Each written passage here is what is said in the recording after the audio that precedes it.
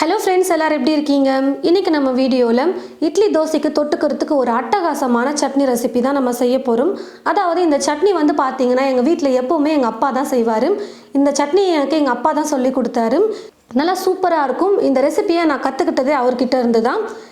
எப்போவும் இட்லி தோசை அப்படின்னு சொன்னாலே தேங்காய் சட்னி, வேர்க்கடலை சட்னி, இல்லைனா சாம்பார், இது மட்டும்தான் நம்ம செய்வோம். கொஞ்சம் வித்தியாசமாக அப்பப்போ இந்த மாதிரி டிஃப்ரெண்ட்டான முறையில் சட்னி செஞ்சு கொடுத்தீங்கன்னா ரொம்பவே விரும்பி சாப்பிடுவாங்க. ஆனால் கண்டிப்பாக இந்த சட்னி தொட்டு சாப்பிடும்போது 2 இட்லி சாப்பிட்றவங்க கூட 4 இட்லி சாப்பிடுவாங்க. அந்த அளவுக்கு நல்ல டேஸ்டியான ஒரு சட்னி இது. வாங்க இப்போது பாம்பே சட்னி எப்படி செய்கிறதுன்னு பார்க்கலாம். ஒரு மிக்ஸி ஜார் எடுத்துக்கிட்டு இந்த மிக்ஸி ஜாரில் பூண்டு சேர்த்துக்கிறேன். ஒரு 3-4 பல் பூண்டு சேர்த்துக்கோங்க. நான் பெரிய பெரிய பூண்டு பல் எடுத்திருக்கேன். அதே மாதிரி பச்சை மிளகாய் காரத்துக்கு ஏற்றது போல் சேர்த்துக்கோங்க. நான் சின்ன சின்னதாக இருக்கிற மாதிரி ஒரு 4 பச்சை மிளகாய் சேர்த்துக்கிறேன். தேங்காய் பார்த்தீங்கன்னா ஒரு 4 துண்டு எடுத்து வச்சுருக்கேன். இந்த தேங்காவை இப்போ கட் பண்ணி இது கூட சேர்த்துக்கலாம். பூண்டு, பச்சை மிளகாய், தேங்காய் இந்த 3ஐயும் முதல்ல மிக்சியில் போட்டு கொஞ்சம் கொரகொரப்பாக அரைச்சி எடுத்துக்கலாம். தேங்காவை ஓரளவுக்கு இந்த மாதிரி அரைச்சதுக்கப்புறமா இது கூட 2 தக்காளி பழம் சேர்த்துக்க போகிறேன். கூடவே பொட்டுக்கடலை சேர்த்துக்கிறேன். பொட்டுக்கடலையை நான் கையில் உங்களுக்கு கலந்து காட்டுறேன் பாருங்கள். இந்த மாதிரி கை அளவு ஃபுல்லாக எடுத்துக்கோங்க. 3 கைப்பிடி அளவுக்கு நான் சேர்த்துக்கிறேன். பொட்டுக்கடலை, தேங்காய் எல்லாம் நல்லா நைஸாக அரைப்படுற அளவுக்கு அரைச்சி எடுத்துக்கோங்க. ஸ்டவ்வை பற்ற வச்சுக்கிட்டு ஸ்டவ் மேலே ஒரு கடாய் வச்சுட்டு கடாய் நல்லா சூடு இருந்ததும் எண்ணெய் கொஞ்சமாக சேர்த்துக்கோங்க. எண்ணெய் நல்லா காஞ்சதுக்கப்புறம் கடுகு கொஞ்சம் சேர்த்துக்கிறேன். கடுகு நல்லா பொரிஞ்சதும் 3 வரமிளகாய் எடுத்துருக்கு, அதை சேர்த்துக்கிறேன். 2 பெரிய வெங்காயம் எடுத்து நல்லா மெல்லிசாக நீளமாக கட் பண்ணி வச்சுருக்கேன். இப்போ இந்த வெங்காயத்தையும் சேர்த்துக்கிறேன். கருவேப்பிலை கொஞ்சம் சேர்த்துக்கிறேன். உங்களுக்கு காரம் தெரியணும் அப்படின்னு நினச்சிங்கன்னா வரமிளகாவை 2 கிள்ளி சேர்த்துக்கோங்க. இல்லை அரைக்கிறதுக்கு நம்ம சேர்த்துருந்த பச்சை மிளகாவோட காரமே போதும் அப்படின்னு நினச்சிங்கன்னா வரமிளகா அப்படி முழுசாகவே சேர்த்துக்கோங்க.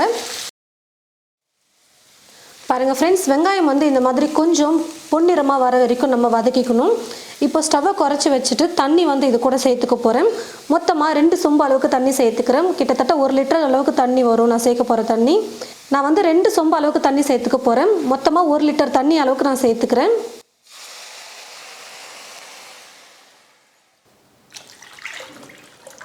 இப்போ இது கூடவே தேவையான அளவுக்கு உப்பு சேர்த்துக்கலாம். இப்போ ஸ்டவ்வை ஃபுல்லாக வச்சுட்டு தண்ணியை நல்லா கொதிக்க வச்சுக்கிறேன். பாருங்கள் ஃப்ரெண்ட்ஸ், தண்ணி சேர்த்ததுக்கப்புறமா 5 நிமிஷம் நான் குக் பண்ணிக்கிட்டேன். நல்லா கொதிச்சு வந்துருச்சு தண்ணியும்.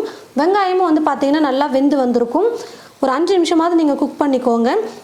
இப்போ இது கூட நான் அரைச்சி வச்சுருக்கிற இந்த விழுதை சேர்த்துக்கிறேன்.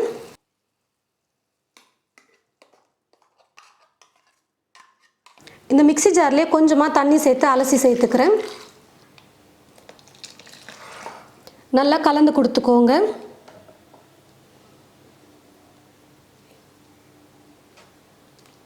நம்ம மிக்சியில் எல்லா பொருளையும் அரைக்கும் போது பார்த்திங்கன்னா கொஞ்சம் தண்ணி சேர்த்து நல்லா தண்ணியாக அரைச்சி ஊற்றிக்கோங்க. அப்போ உருண்டை கட்டாது.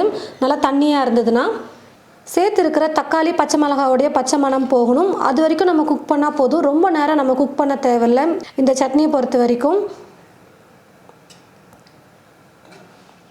பாருங்கள் ஃப்ரெண்ட்ஸ், சட்னி ரெடி ஆகிடுச்சு. நான் விழுது சேர்த்ததுக்கப்புறமா ஒரு 3லிருந்து 5 நிமிஷம் தான் குக் பண்ணேன். ரொம்ப நேரம் குக் பண்ண தேவையில்லை. நல்லா கொஞ்சம் கொதிச்சு வந்ததுனாலே போதும். அரைச்ச விழுது சேர்த்ததுக்கப்புறமா கரெக்டாக ஒரு 5 நிமிஷம் குக் பண்ணிக்கோங்க. சட்னி ரெடி ஆகிடும். இப்போ நான் ஸ்டவ் ஆஃப் பண்ணிடுறேன். பாருங்கள் ஃப்ரெண்ட்ஸ், நல்லா டேஸ்டியாக இட்லி தோசைக்கு சூப்பரான ஒரு சைட் டிஷ் நம்ம ரெடி பண்ணிட்டோம். இந்த சட்னி பார்த்திங்கன்னா ரொம்பவே டேஸ்டியாக இருக்கும். இட்லி தோசைக்கு தொட்டு சாப்பிட்றதுக்கு அவ்வளோ சூப்பராக இருக்கும். ரொம்ப சிம்பிளான மெத்தட் தான். ரொம்ப நேரம் கூட இந்த சட்னி செய்யறதுக்கு டைம் எடுக்காது. ரொம்ப சீக்கிரமாக செஞ்சிடலாம். அதே மாதிரி உங்கள் வீட்டில் எத்தனை பேர் இருக்காங்களோ அவ்வளோ பேருக்கும் தேவையான அளவுக்கு சட்னி செய்யணும்னு நினச்சிங்கன்னா இந்த சட்னி நீங்கள் செய்யுங்க. பொதுவாக நம்ம வீட்டில் ஒரு 2-3 பேர் இல்லை 4-5 பேர் இருந்தாங்கன்னா ஒரு சட்னி செஞ்சு முடிச்சிருவோம். எல்லாருக்கும் சரியாக போயிடும். அதே பெரிய ஃபேமிலியாக இருக்காங்க, 10 பேர் இருக்காங்க, இல்லை வீட்டுக்கு கெஸ்ட்லாம் வந்திருக்காங்க, அந்த மாதிரி டைமில் நீங்கள் ஒரே சட்னி செஞ்சிங்கன்னா கண்டிப்பாக பத்தாது. 2-3 ரெசிபி நீங்கள் செய்கிற மாதிரி இருக்கும். அந்த மாதிரி செய்யாமல் ஒரே ரெசிபி செஞ்சிடணும் டக்குன்னு சீக்கிரமாக அப்படின்னு நினச்சிங்கன்னா இந்த சட்னியை நீங்கள் ட்ரை பண்ணுங்கள். கொஞ்சம் பொருள்லேயே நம்ம 10 பேர் சாப்பிட்ற அளவுக்கு கூட இந்த சட்னியை செய்யலாம். அந்த அளவுக்கு நிறைய சட்னி ரெடி பண்ண முடியும். ரொம்ப டேஸ்டியான ஒரு சூப்பரான சட்னி தான் இந்த பாம்பே சட்னி.